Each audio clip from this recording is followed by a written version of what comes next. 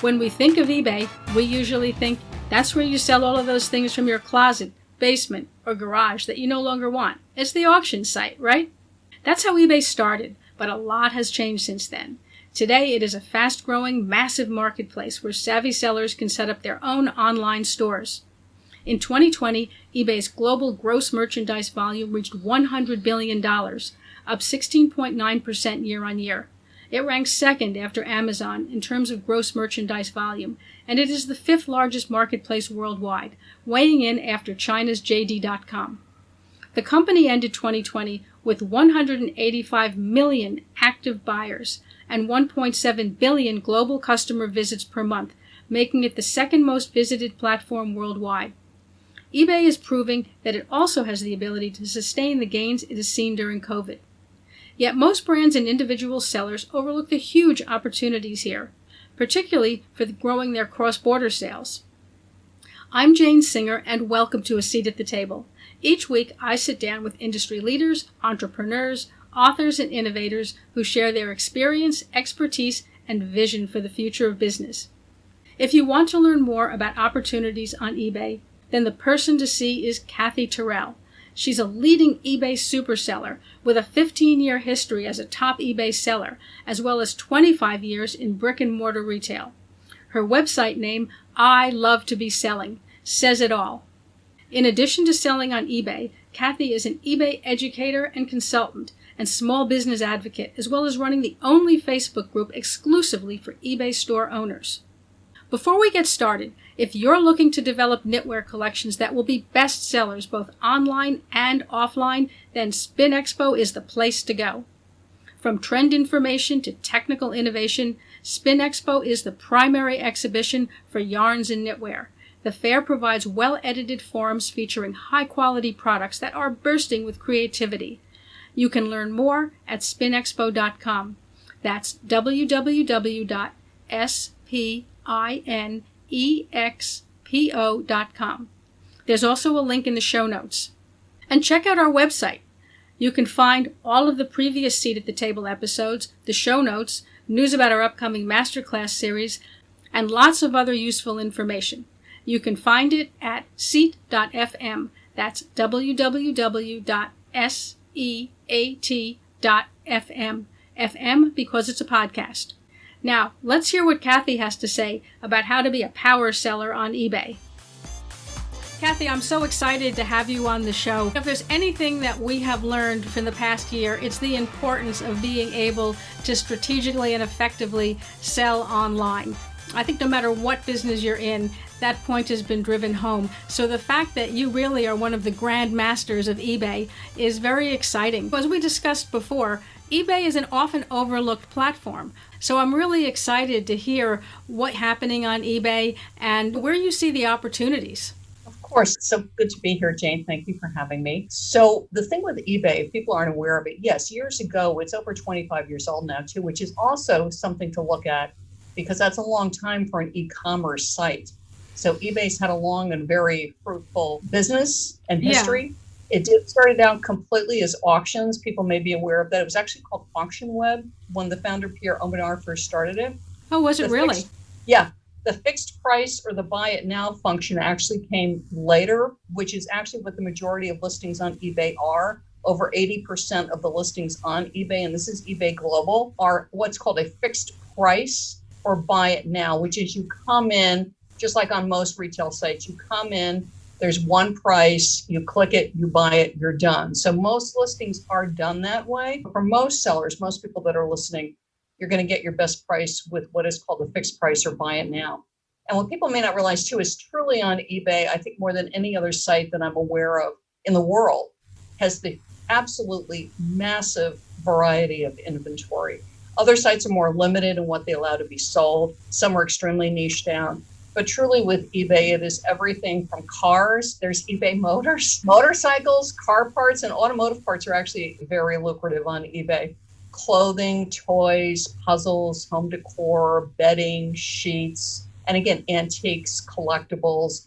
So eBay has a huge range of pet products. Pets is very hot. Camping, because we're going into summer. I know a lot of people are camping this summer. It's a huge platform with massive amounts of different verticals, different categories you can sell in. And the thing with eBay, to some other sites, eBay does not compete with you.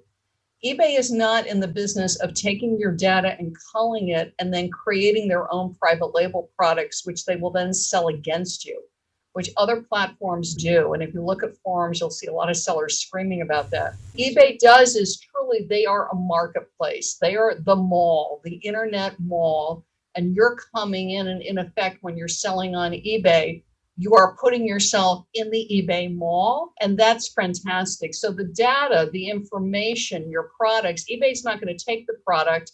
I'm thinking of something like a coffee mug or sheets or towels or a blow-up bed. Watch your sales, watch what your item is made of, and then go and create it and sell against you and literally drive your item off the site because they can do it cheaper and better than you can. eBay doesn't do that. They're there to partner with you. They're there to help you sell. They're there to help you reach as many customers as possible. I think that's a really interesting point, because there has been a lot of complaints specifically about Amazon for doing just that. So it's interesting that you point out that on eBay, really it is just a marketplace, and that they're not into private label. And they're a very successful marketplace. They're also a global marketplace, which is huge, because depending on what you are selling and depending on where you're located in the world, cross-border trade can be very challenging, particularly like this past year when we were going through the pandemic. There were a lot of issues shipping in and out of certain countries, and everything would be fine. And then all of a sudden stuff is locked down or the mail was backed up, and there were just a lot of issues going on. And the great thing with eBay, because I'm a US seller and I do ship globally, is if all of a sudden there was a situation with a country, if I was shipping through eBay's global shipping programs, and there's two of them, they actually would hold the item. So if they knew that there was an issue going on, they would hold the item. And then when the country opened up, then they would ship it out. So it really ends up protecting sellers a lot. And I'm in New York City. I ship UK, I ship Germany, I ship Italy, and I have clients too, Germany, Australia, Africa, South America. Depending on what you're selling, eBay really makes it easy to reach a global marketplace. And I only see that growing, Jane. I don't see that shrinking. So it's a great opportunity, particularly for smaller sellers where you might just have one warehouse or only have a couple hundred SKUs, or you might consider yourself small, you only have 1,000 SKUs. Is it really helps you with the cross-border trade logistics with customs and tariffs. And so if you list on eBay, and let's say you're selling, back to coffee mugs. So let's say I'm selling my coffee mugs on eBay, or I'm selling my bedding on eBay. Literally with a few clicks on the listing, you can go through eBay's, either their global shipping program, where they're collecting the tariffs up front, or eBay International Standard, which is less expensive because they don't collect the tariffs up front. And then your item immediately goes out to the international sites, the international shoppers that can shop with you. It is different from listing on the different international sites. So for instance, if I know my product's extremely popular in France, it can be worth it for me to list on eBay France. Or if I know my item is very popular with UK, it can be worth it to list on UK. But otherwise, if you're a US seller, and I just indicate that I'm shipping globally, and you can ship your own. If you're set up and you'd rather do your own shipping and not go through any of eBay's international programs, that's fine. Then you just click that you're international shipping, you'll fill in the dimensions and the weight, or you fill in the price, either that you're paying for it or the customer. Typically, sellers charge the customer just because of the cost of international shipping.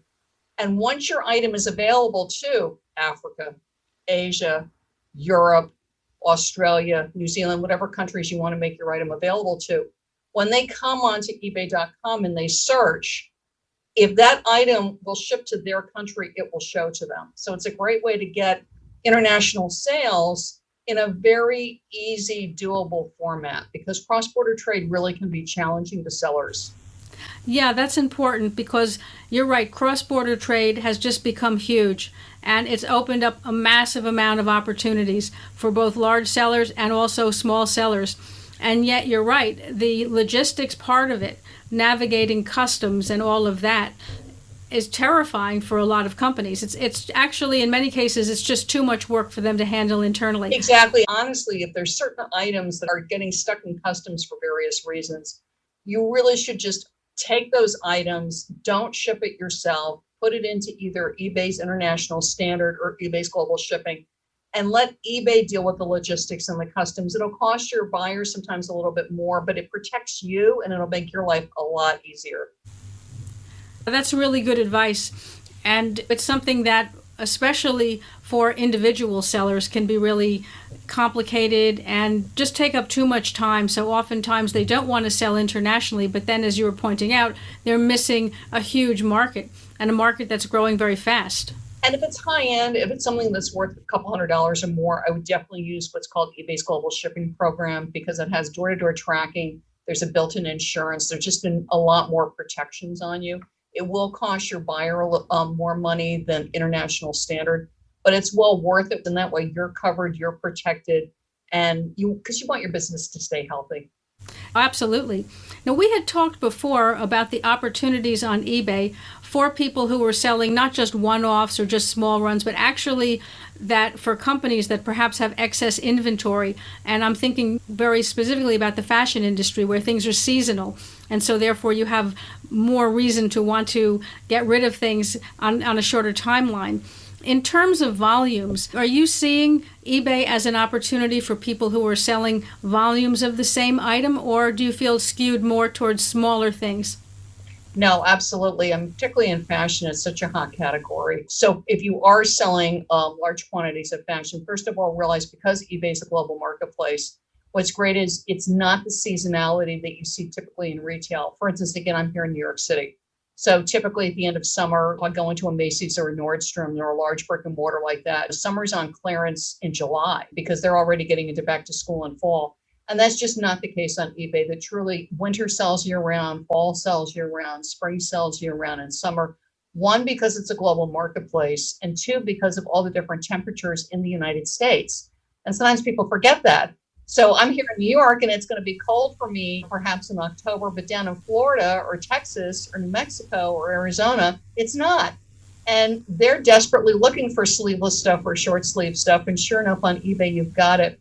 So for sellers that are having large quantities, like you might have several thousand of a single SKU, is first of all, you would definitely want to do what's called an eBay store, because with an eBay store, it goes to branding. So you can either use the name of your line, or if you do have a brick and mortar and you want to continue the branding on that. So let's say, I'm just going to pick something. It's Jane's Hong Kong Boutique. So then my eBay store would be Jane's Hong Kong Boutique would be my eBay store name, because that's my brand. I want my brand to be recognized. And then you list. The thing with an eBay store, you'll have wonderful benefits, like you'll be able to run a sale event. If you do want to do a markdown, perhaps you want to do 20% off or 10% off. Perhaps you do have some inventory that's been on your hands too long and you just want the cash. So then you might want to do a 40% off sale or a 50% off sale. The only way to get slash marking like that, slash pricing, is with an eBay store where you can run a sale. The other thing is, it's called multi-quantity. So let's say I have a floral sleeveless summer dress, okay, halter top, and I have a bunch of different sizes. So you can do that. There's multi-variation listings where it's the same dress, but it's all different sizes. The other thing is you have it in multi-variation. You can do what's called volume pricing. So let's say I do this for my husband when I'm shopping for him for shirts. So let's say I see a men's shirt that I like for my husband. He's a men's large. And I notice on the listing that they've got red, they've got blue, maybe they have stripes. So it's, boy, this is a shirt he really likes. So I'm going to get the red, I'm going to get the blue, I'm going to get the stripes.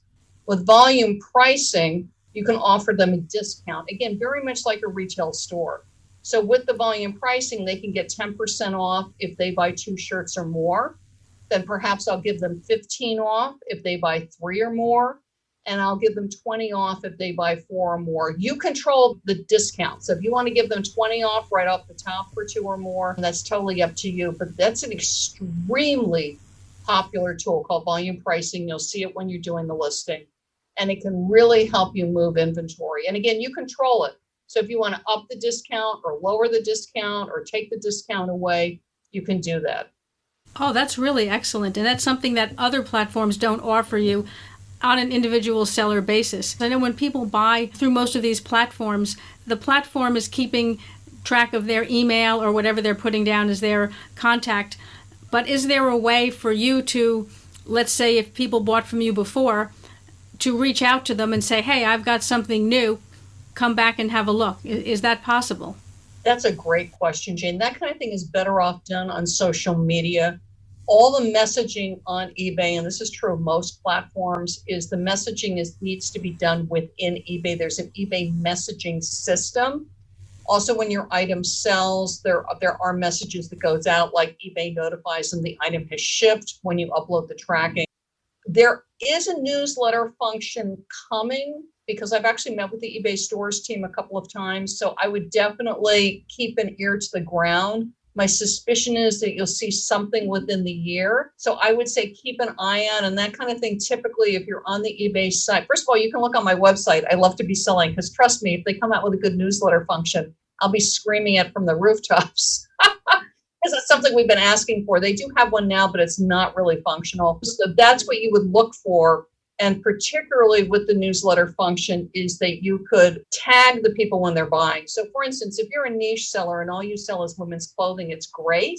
Because if you have a newsletter function, you could let them know, oh, I got this brand new thing in, or we're running a great sale, whatever you want to let them know, just like what retail establishments do when you're on their email list. What's great is for people that, let's say you're a variety seller, let's say you sell men's clothing and women's clothing, or you sell women's clothing and kids clothing, or women's clothing and jewelry, is that you can tag your customers. So for instance, if it's a woman that's always buying jewelry from you, you're going to want her to get the messages about jewelry. Or like for me, when I'm shopping for my husband, somebody who's coming in and always buying men's polo shirts, that when they've got a new polo shirt coming in. So look for that function. My best guess is you'll see it rolling out within the next year, because eBay is very much on track right now of really looking at what drives repeat buyers and what drives repeat customers.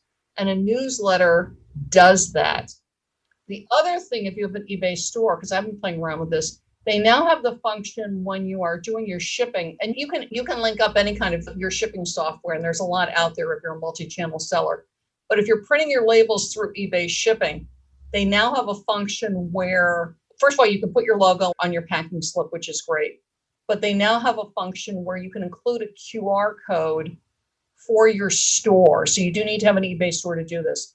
So when you're printing the packing slip, look for this. One is you can include your logo, which obviously you want to do because for branding. And the other thing is you can include a QR code for your eBay store. So when they see it on the packing slip, it's a great way to drive repeat buyers, because they'll just scan that QR code and it'll take them right back to your store. So that can be super helpful. Yeah, that's really interesting to see how they're linking all of the various touch points to be able to get closer to that customer. Because previously, most of these platforms they just started out as a marketplace. And goods were up there and you went on and browsed, and if you liked something, you bought it, and that was that. And they didn't really have that customer loyalty program in place. So it's interesting to see that eBay is probably the first to be pioneering that. It's come a long way. And again, back from auctions and all kinds of stuff. And certainly there's a lot of unique collectibles. There's a lot of unique one of a kind. But actually, again, over 80% of eBay is now new items, and over 80% is fixed price. So the inventory that is on eBay has dramatically changed. So that's as I'm saying, if you're fashion, the big thing is if you're fashion, if you're retail, and retail anything, is the more places you can be that you can manage, typically the more sales you're going to get. And the great thing with eBay is it sells everything. It's massive, truly clothing, kids' toys, again, home decor. So there's a lot of niches you can go into, and you can only sell so much from your website and from your brick and mortar. I was actually talking to a friend who's a very successful, she runs a boutique in South Carolina, and she's actually in a college town. So she said, if I only had my brick and mortar here in my college town, I would have to only cater to the taste, basically, of the college kids. I would only be carrying things that appeal to them. She said, because I sell on eBay, and she also has a Shopify store, because I sell on eBay, I can have a much broader range of things, which appeals to her because she really likes color and pattern is really what drives her choices. And I can sell much broader range of things than just what would appeal to my local clientele. And that I thought was a great point. Definitely. And that's opening up so many opportunities for people, not only because of the pandemic, but the fact that you're not tied down to a specific location. You could be in one place and you could be catering to a market that's on the other side of the world. And the thing that's fascinating is, again, so let's say you're selling, like my friend Hama was selling in South Carolina, and she likes really vivid prints. And let's say she finds out that certain of the vivid prints that she likes to stock sells really well to Italy. And who knew? Right, right. So then she can source more of that and then look at what's trending. And she's really building a clientele in Italy. And the same thing too, you could be in Australia or New Zealand or Japan or South America, wherever you are. And what you'll discover is certain things are really hot in the United States or the northern United States, or it's really hot in England. And you would not know, and you would not have been able to sell that volume to where you are, and also your reach. Because even if you have a Shopify store, you're going to have to do a ton of work on social media, and you're going to have to do a ton of Google AdWords. The great thing with eBay is they're doing a lot of that for you. So they're driving an enormous amount of traffic to the site. They're paying Google AdWords a lot of money. They're running a lot of ads to get people on the site, and then you get to take advantage of that. That's a really important point, because I think that very few people realize from the get-go what it costs to drive traffic nowadays. A lot. In such a highly competitive, Yep. noisy social media situation where you're competing against everybody and everyone. So yes, social media is a wonderful way to gain visibility and drive traffic, but you have to work at it like mad. And oftentimes you do have to make an investment in paid ads on these platforms in order to rise above everybody else. If you think about it, typically you're paying about 14-15% in fees, whatever amount of money. So if your item's selling for 50 or 60 or 70, typically at the end of the day, I'm not counting shipping, is you're paying about 15% in fees. And if you think about that, the amount of money that you're paying on Google AdWords or social media or other sites, and again, typically to list on eBay, now with a store, you are going to have an upfront cost, but it's not a lot. You can do smaller stores, start at like $10 or $15 a month, and that includes a lot of listings. So you're not paying listing fees for several hundred. And there's different things they do. Like right now with managed payments, they're giving a lot of, which is eBay's payment system. They're giving a lot of bonus listings. So typically the upfront cost is not very large. Where you will have your cost is what is called the final value fee, which is what you're paying eBay when the item sells. But you got the money, you got the sale. Right.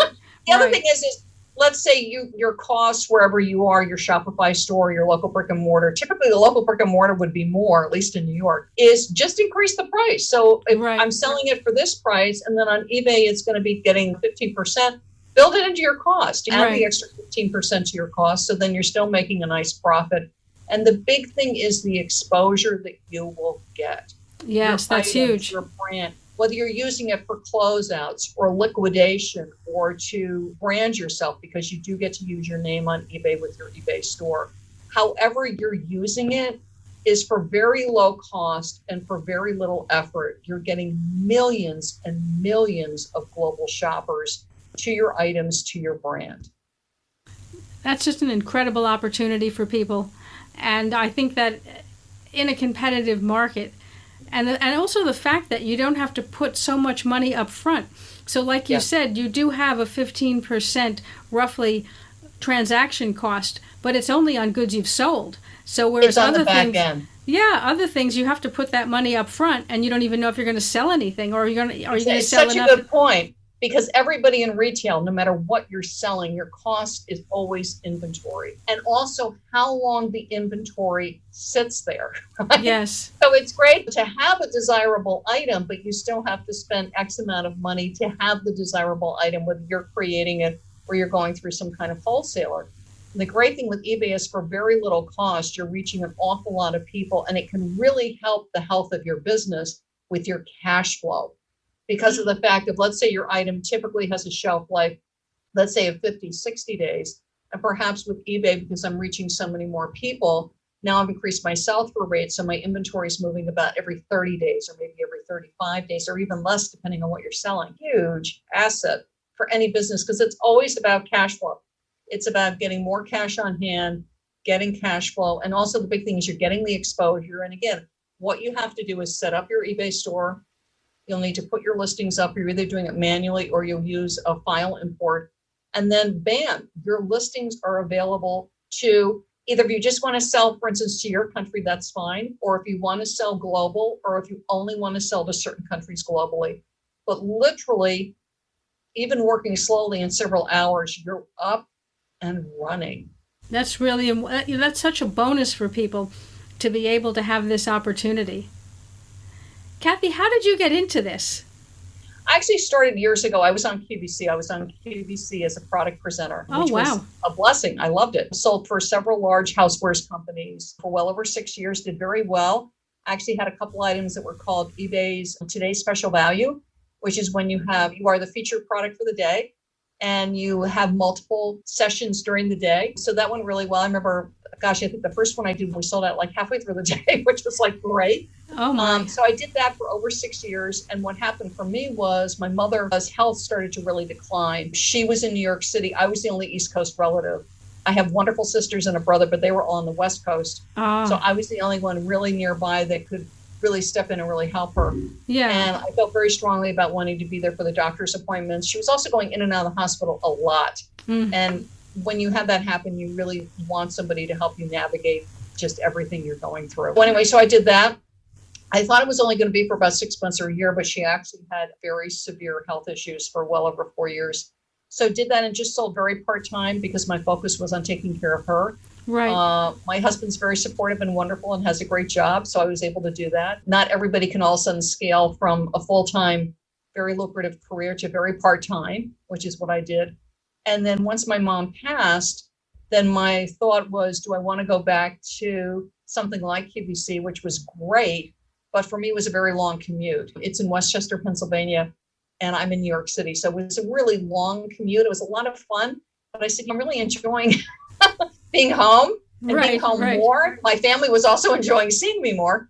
So I said, let me just go around with this eBay. I've got a big retail experience because I've been in brick and mortar retail for over 25 years, which is why I landed on QVC. And then also with QVC, and I have a performing background. I'm an actress, which is why I landed in New York in the first place. And I did. And so literally within like about a year and a half, I scaled full-time selling. And because of my performing arts background, eBay reached out to me and I started to do appearances on the eBay radio show, which was the predecessor to their podcast, which is very successful right now. And then from there, I was asked to speak in conferences and I started consulting with sellers. I have a full-time consulting business and also working with brands. So I also work with brands that want to reach sellers. But my big heart is to help sellers. And I help sellers of all sizes, from very small part-time. I'm very much here to help you have the business that you want. So if you want part-time, like what I needed at the beginning with my mom, I'm here to help you with that because eBay's a lot more complicated than it was 15 years ago. There's a lot more bells and whistles to doing an effective listing. So to help my nice small part-time sellers to my very large sellers, I work with some very big Amazon sellers that are scaling on eBay and also some very successful eBay sellers that either want to grow within the vertical that they're in, because right now is a very good time to be selling online because online is really growing. But because of that too, your competition's increasing. So there's things you want to do with your listings to stay competitive. So I help them and I help my Amazon seller friends and my Walmart seller friends and my Shopify seller friends come scale on eBay. And then eBay taps me for different teams. I give them input and appear in conferences. I have a YouTube channel, I have a podcast, and I do consult with people. And if people want, I have tips about eBay stores, which I think for most of your listeners are going to be eBay stores people. Yes. Because they're professional retailers. Typically people without a store are more casual sellers. But certainly if you want to test the waters and you don't want to do a store, do it. But I would suggest doing a store. Don't take the yearly option though, because you are locked into a contract. What I would suggest is whatever level of store you choose is do the monthly, even though you are going to spend a little more money, and just test the waters and make sure it's a fit. Things can sound great, look great, but you always want to check it out first and make sure it's going to work for you, for your product line, and for your team. But I do have tips about eBay stores. If you look on my website, I love to be selling.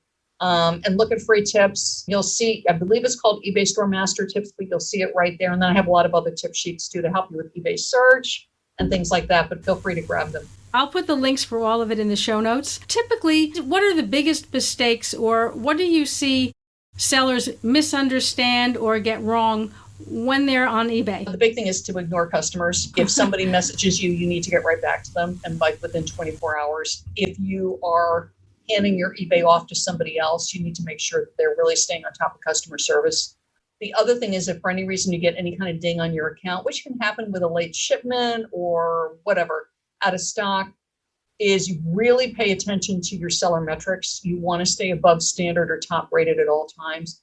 If you are above standard, which is you're above standard, top rated, or you're below standard. If you fall below standard, it can really hurt your account. Plus you get more fees, which you don't want. Yeah. So if you are starting to get a bunch of dings for any reason, it could be out of stock, it could be a bunch of different things. Really keep an eye on that, because you do not want to fall below standard. It can really get you in trouble. And I'll have sellers come to me because they want me to help them to get above standard, which it can be done. And I show them how, is if they had paid attention right from the beginning. And sometimes it's literally, it doesn't seem like a big deal because you have so many messages coming into your business. Getting one ding isn't going to hurt you, but when you start to get 2, 3, 4, no matter how much you're selling, you need to take a look at it because something's going on. And that would certainly be true on any platform. Again, one, you go, but if you're starting to get a bunch, something's going on. Either my listing isn't accurate, there's something going on with my shipping, some kind of buyer expectations not being met. And I need to take a look at what is going on to see what I can do to change that. Sometimes it's the logistics. I have some very large sellers that are using multiple warehouses to fulfill. You might have a warehouse that's getting behind, but again, you got to get right on top of that. You can't just, I shipped it out in 4 days. Yeah, but when you said you were going to ship it out in 1 day and then it goes out in 4 days, that's against you. And you need to address that right away. So just one more question. After years of being an eBay superstar, what's the biggest thing you've learned? Oh boy, keep a sense of humor. Honestly, the biggest thing I've learned is I just love having my own business. The fact that you control your hours. Certainly when you have clients and stuff, it's when you have commitments, you meet those commitments. Just like on shipping, if I had stuff that had to get in the mail, that was going to get in the mail. But it's the flexibility, the fact that you're in control, the fact that it's your business. And with eBay, you can run it anywhere in the world. It's portable. Yeah, I think that as everyone's gone through the work from home thing during the pandemic, a lot of people have seen the value in having that flexibility, which, depends on the kind of work you're doing. It's more or less possible. But I think that more people can really relate to that now. And then the big thing too, Jen, is then you got to have boundaries, because when you are working from home, especially, and I have global clients, so there's all the time zone thing, just like customers too. But I do have boundaries of when the devices get shut off. You got to be able to walk away. You got to be able to set boundaries. Yeah. There's busy seasons like fourth quarter for anybody in retail. We all know it's right. But otherwise it's to set boundaries, to be able to say no very graciously, or not yet, or I'll get back to you. And because you don't want to be working 14-hour, 16-hour days. That's not why we have our own business. Again, there's times you need to, if you're scaling, if you're growing, if it's brand new, you're importing something new, you've got a new inventory line, whatever it is, but not as a daily lifestyle. It's just, it will drain you. It will impact you mentally, physically, spiritually. So just to have the boundaries, but it's such joy. Yes, absolutely. And you're right. You do have to know where to set the boundaries, because on the one hand, you can err on the side of becoming too lax because you're at home and there's that gravitational pull of your bed or the sofa. But then on the other hand, you can become obsessed with it and you just never shut down. And it's also because we love what we're doing. So when you love what you're doing, which I do, truly, I could probably do eBay selling, eBay consulting 14, 16 hours a day. But in the long run, it's not healthy for me, because I actually serve my clients, my customers, everybody much better. If I rest, if I go for a walk, go see a movie, spend time with my family, whatever, is that in the long run, you're actually more efficient, more refreshed when you're not doing those killer crazy hours. Again, in everything, there's a season. There's time, again, fourth quarter just tends to be a little bonkers. But otherwise, it's just really watch your boundaries. And we're all different. So what we need to stay refreshed is going to be different. So just keep an eye on that. That's so true. Kathy, thank you so much for joining us today. I've learned a tremendous amount about eBay, and I think that the opportunities seem to be growing exponentially on eBay in particular. They are. My pleasure. This has been a joy. I'll have to come back. I can't wait to have you back. Thank you for having me. If you enjoyed this episode of A Seat at the Table, join me each week when I sit down with leading executives, entrepreneurs, educators, and authors who share their insights, experiences, and future vision for business. And make sure to visit Spin Expo. From trend information to technical innovation, Spin Expo is the primary exhibition for yarns and knitwear. The fair provides well-edited forums featuring high-quality products that are bursting with creativity. To learn more, go to spinexpo.com. That's www.spinexpo.com. You can also find a link in the show notes for this episode. Before you go, if you're looking for a concise view of key shifts, opportunities, and risks in global sourcing, then check out The Current Situation in Sourcing. You'll find a link in the show notes. And don't forget to check out our podcast website, where you can find all of the previous episodes of the Seat at the Table podcast, the show notes, news about our upcoming masterclass series, plus lots of other useful information. You can find it at seat.fm. That's www.seat.fm. FM because it's a podcast. Thank you for joining me today. I'm Jane Singer, and I'll see you in the next podcast episode.